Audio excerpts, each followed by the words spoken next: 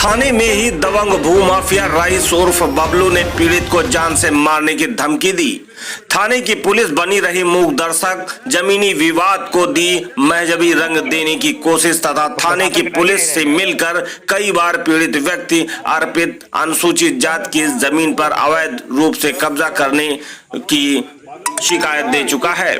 सुबेहा थाने की पुलिस व दरोगा का चरित्र आया सामने जब रईस उर्फ बबलू के खिलाफ तहरीर देने गए पीड़ित अर्पित व उसके अन्य दो साथियों के ही उल्टे थाने में बैठाकर शांति भंग की धाराओं में चालान का खौफ दिखाकर माफिया रईस ने दोबारा तहरीर देने पर पुलिस के सामने ही थाने में ही पीड़ित व उसके साथियों की टांगे फाड़कर फेंक देने की दी धमकी। बाराबंकी से ओम नारायण अस्थि की रिपोर्ट।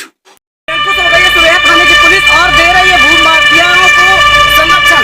किस तरीके से आप आज यहाँ इस कड़ी में हम जानेंगे, बात करेंगे कि किस तरीके से सुबेहा थाने की पुलिस के खिलाफ लगातार एक के बाद एक कंप्लेन हमारे पास आती रहती है और यहाँ पर इस क्षेत्र में सबसे चर्चित थाना अगर भ्रष्ट और भ्रष्टाचारियों को की संलिप्तता में और संदिग्ध गतिविधियों में सबसे ज्यादा शरीक रहने वाला थाना सुबेहा, आज उसी से एक और अपराधी को संरक्षण दे करके सुबेहा थाने की पुलिस ने किस तरीके से निर्दोष लोगों पर उल्टा पीड़ित को ही अपने थाने में बिठाए रखा और थाने बिठाने के बाद 151 में चालान करके सिर्फ एक पक्षीय कार्यवाही करके और चालान करके रात भर बिठाए रहती है और सुबह जाकर के सुबेहा थाने की पुलिस अपनी तरफ से वहाँ से पुलिस कर्मियों को भेज करके तहसील को भेजती है और तहसील में जाकर के वो लोग अपनी जमानत पर लिया होते।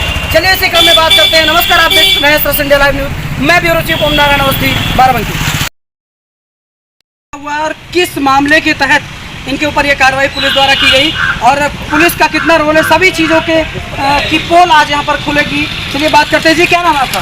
मेरा नाम अर्जुन कुमार है। क्या हुआ है, क्या मामला था? मामला ये था कि हम जो है सुबेहा से चकौरा मार्ग के किनारे हम एक प्लाट दुकान बनाने के लिए, तो वहाँ पर हम निर्माण करने के लिए जाते हैं। तो सुबेहा का बहुत चर्चित और सबसे बड़ा भूमाफिया दबंग माफिया गुलू अहमद उर्फ रईस अहमद, अच्छा, जो सुबेहा का रहने वाला है और सबसे बड़ी चीज़ है कि वो लगातार हिंदुओं पे अत्याचार करता ही रहता है। मुस्लिम होकर उसके निशाने पे दलित हिंदू अक्सर हुआ करते हैं और वो भाजपा की झंडी लगा कर घूमता है, जिससे कि वो आप किस वर्ग से आते हैं? दलित?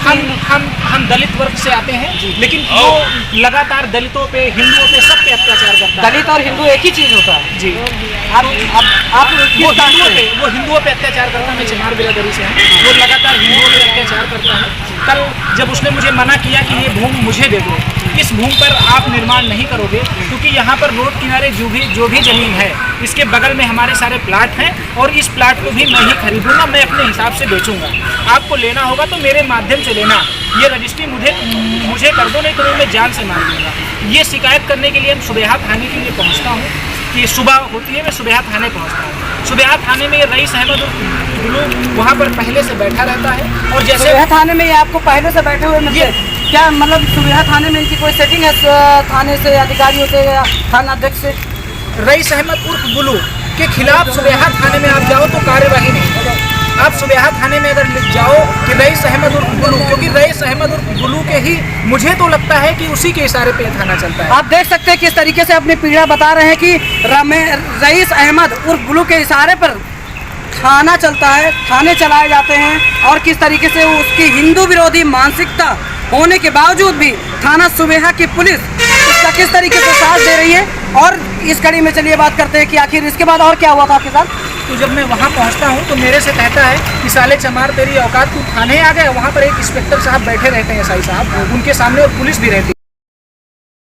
एक पैर पे दूसरा पैर रख चीर के तुझे फेंक दूंगा और इतने चट्टा मारूंगा कि तेरे कान से खून निकलेगा, वरना चुपचाप भाग जा, दिखाई मत पड़ना। बदतमीज साले मुझे गाली देता है। मैं वहाँ से अपनी जान बचा के भाग जाता हूँ क्योंकि वहाँ पर मुझे नहीं लगता कि मुझे इंसाफ मिल पाएगा। अगर क्योंकि मुझे ये डर सताता है कि जब सुबेहा थाने के अंदर वो मुझे मारने और जान से मारने की धमकी दे रहा है तो वो बाहर निकलने के बाद क्या करेगा। मैं सीधा हैदरगढ़ आता हूँ और यहाँ पर सीओ साहब को अपना पद देता हूँ। सीओ साहब मेरे से कहते हैं कि मैंने फ़ोन कर दिया है, जाइए और उसके ऊपर मुकदमा लिखा जाएगा। मैं सुबेहा थाने पहुँचता हूँ तो इंस्पेक्टर साहब कहते हैं कि ठीक है, मैं कार्यवाही करूँगा, मुझे कार्यवाही की दिलासा देते हैं। लेकिन जैसे मैं बाहर निकलता हूँ, वो रईस अहमद उर्फ बुलू फिर गाली गलौज करने लगता है। वहाँ पर मेरे से नहीं करता है, इनके साथ गाली गलौज करने लगता है और वहाँ पर पत्रकार भी तमाम लोग उपस्थित रहते हैं, उनके सामने वो गाली गलौज करता है। उसके बाद थाने की पुलिस हमें और 3 लोगों को बैठा देती है और उस पक्ष से एक विनोद कुमार सोनी को बैठा देती है। रईस अहमद और उर्फ बुलू और उनके साथ में जो एक गुर्गा था जितेंद्र बैस से, उसको 2 मिनट के लिए मात्र बैठाया जाता है और पुलिस उन लोगों को छोड़ देती है। वहाँ पर 4 लोगों का चालान कर देती है। जबकि आज मुझे पता चला कि जब पत्रकारों ने वहाँ पे पता किया कि वहाँ पे कितने लोगों को बैठाया गया है, तो सुबह पुलिस ने बताया कि दोनों पक्षों से 3-3 लोगों को बैठाया गया है, जबकि सिर्फ 151 सिर्फ 4 लोगों। आपने 151 की नकल रिपोर्ट आप मंगवाई है? आपने मंगवाई नहीं? हम अभी आए जमानत करा, आप वो तो पता चल जाएगा आपको 151 की नकल रिपोर्ट में कि कितने लोगों का चालान किया गया। 151 के तहत 4 लोगों का किया गया है, क्योंकि वहाँ पे फोटो खींचा गया 4 लोगों का। इनका क्या संबंध, आपका क्या संबंध है? जमीन खरीदा है। तो आपको क्या बोला जा रहा है? हमको यही बोले थे जमीन के पास जाओगे तो टांग पे टांग रख के चीर के। क्या नाम है तुम्हारा? जी मेरा नाम है राजकरा। किसने कहा? किसने कहा था? उर्फ बुलू मतलब रईस रईस अहमद। आपको भी यही बोला था? आपने भी जमीन खरीदा है? क्या बोला आपको? नहीं बोला था। क्या बोला था? कि आप सबकी टांगे चीर रहा हो।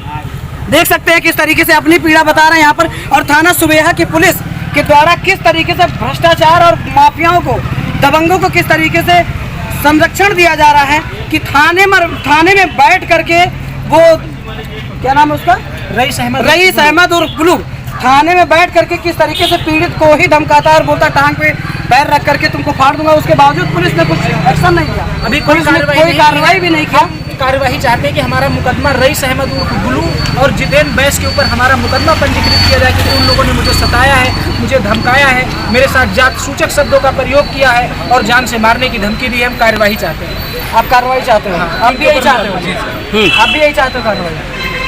देख सकते हैं किस तरीके से यहाँ पर भ्रष्टाचार को, प्रशासन को, थाने के जब थाने के पहरेदार, जब यहाँ पर हमारे आपके पब्लिक की सुरक्षा करने वाले प्रहरी ही जाकर के जिस तरीके से भ्रष्टाचार को और इन सभी चीज़ों को बढ़ावा देने लगेंगे, तो ऐसे सीधे साधे लोग जो समाज में रहते हैं और आपस में घुल मिल करके रहते हैं और उनके बीच में जाकर के ऐसे बुलू द्वारा हिंदू विरोधी मानसिकता रख करके किस तरीके से बीच में जा करके जहर घोलने का काम करता है और आपस में एक दूसरे को तोड़ के और एक दूसरे को सता करके उनकी ज़मीनें हड़पने और पूरी तरीके से उनको दबाने का, समाज में दबाने का काम किया जा रहा है। देख सकते हैं आप सभी लोग ट्रस्ट इंडिया लाइव न्यूज़ पर ये एक्सक्लूसिव तस्वीरें। नमस्कार।